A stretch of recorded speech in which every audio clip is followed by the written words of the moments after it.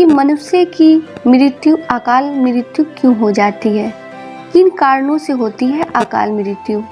अगर ऐसी कोई भी कारण है जिससे मनुष्य की अकाल मृत्यु होती है तो वो क्या क्या कारण है, आज की इस वीडियो में हम आपको बताएंगे। तो वीडियो को अंत तक जरूर देखें और पसंद आए वीडियो तो लाइक शेयर जरूर करें। दोस्तों, गरुड़ पुराण हिंदू धर्म के 18 महापुराणों में एक धार्मिक ग्रंथ है। इसे वैष्णव संप्रदाय से संबंधित महापुराण भी कहा गया है। इस ग्रंथ को मृत्यु के बाद सद्गति प्रदान करने वाला माना जाता है। गरुड़ पुराण ग्रंथ में भगवान विष्णु और पक्षी राजगुरु के बीच हुई बातचीत में जीवन, मृत्यु, स्वर्ग, नरक और मृत्यु के बाद आत्मा के बारे में विस्तार पूर्वक बताया गया है। दोस्तों, गरुड़ पुराण में बताया गया है कि मृत्यु काल यानी जब मृत्यु का समय निकट आता है तब जीवन आत्मा से प्राण और देह का वियोग होता है।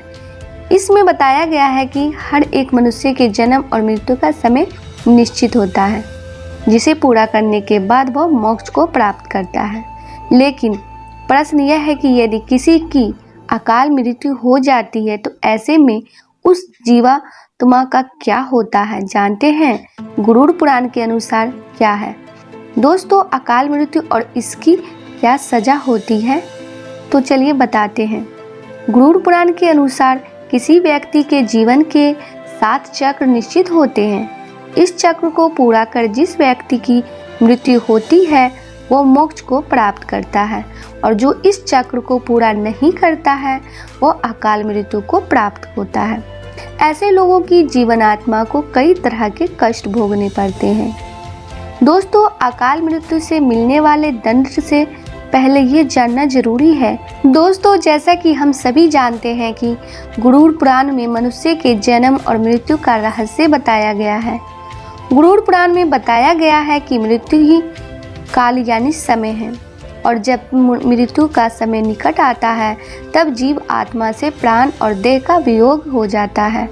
हर एक मनुष्य के जन्म और मृत्यु का समय निश्चित होता है, जिसे पूरा करने के बाद ही मनुष्य को मोक्ष की प्राप्ति होती है।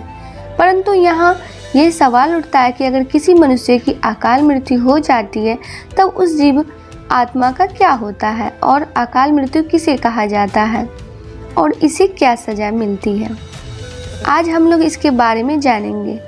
दोस्तों, गरुड़ पुराण में बताया गया है कि मनुष्य के जीवन का 7 चक्र निश्चित है और यदि कोई मनुष्य इस चक्र को पूरा नहीं करता है, अर्थात जो अकाल मृत्यु को प्राप्त हो जाता है, उसे मृत्यु के बाद भी कई प्रकार के कष्ट भोगने पड़ते हैं। परंतु सबसे पहले यह जानना आवश्यक है कि अकाल मृत्यु क्या होती है, अर्थात किस तरह की मृत्यु को गरुड़ पुराण में अकाल मृत्यु की श्रेणी में रखा गया है। गरुड़ पुराण के सिंहावलोकन अध्याय में बताया गया है कि यदि कोई प्राणी भूख से पीड़ित होकर मर जाता है या हिंसक प्राणी द्वारा मारा जाता है या फिर गले में फांसी का फंदा लगाने से जिसकी मृत्यु हो जाती है अथवा विष, अग्नि के आदि से मृत्यु को प्राप्त हो जाता है या जिसकी मृत्यु जल में डूबने से हो जाती है या जो सर्प के काटने से मर जाता है या फिर किसी दुर्घटना का शिकार हो जाता है या फिर आत्महत्या करता है, वो व्यक्ति अकाल मृत्यु को प्राप्त हो जाता है। लेकिन दोस्तों, गरुड़ पुराण में आत्महत्या को सबसे निंदनीय और घृणित अकाल मृत्यु बताया गया है। इतना ही नहीं, भगवान विष्णु ने आत्महत्या को परमात्मा का अपमान करने के बराबर बताया गया है। साथ ही गरुड़ पुराण में भगवान विष्णु ने बताया गया है कि जिस प्राणी की मृत्यु प्राकृतिक रूप से होती है वो मनुष्य 3 दशक, 13 अथवा 40 दिन के अंदर दूसरा शरीर धारण कर लेता है। किंतु जो व्यक्ति आत्महत्या जैसे घृणित अपराध करता है उस प्राणी की आत्मा पृथ्वी लोक पर तब तक भटकते रहते हैं जब तक उसका समय काल परमात्मा द्वारा तय किया निश्चित समय पूर्ण न हो। ऐसी जीव आत्मा को न तो स्वर्ग लोक की प्राप्ति होती है और न ही नरक लोक की। जीव आत्मा के इस अवस्था को अगणित कहा जाता है। इसलिए गरुड़ पुराण में बताया गया है कि आत्महत्या करने वाले आत्मा अकाल मृत्यु को प्राप्त होने वाले सभी आत्माओं में से शेष सबसे कष्टदायक अवस्था में पहुंच जाते हैं। अकाल मृत्यु को प्राप्त करने वाली आत्मा अपनी तमाम इच्छाओं जैसे भूख, प्यास, सुख, राग, क्रोध, दोष, लोभ, वासना आदि की पूर्ति के लिए अंधकार में तब तक भटकते रहता है जब तक कि उसका परमात्मा द्वारा निर्धारित जीवन चक्र पूरा नहीं हो जाता है। दोस्तों, अब यहाँ यह सवाल उठता है कि किसी भी प्राणी की अकाल मृत्यु क्यों होती है। तो मैं आपको ये भी बता दूं कि इस सवाल का भी वर्णन गरुड़ पुराण में किया गया है।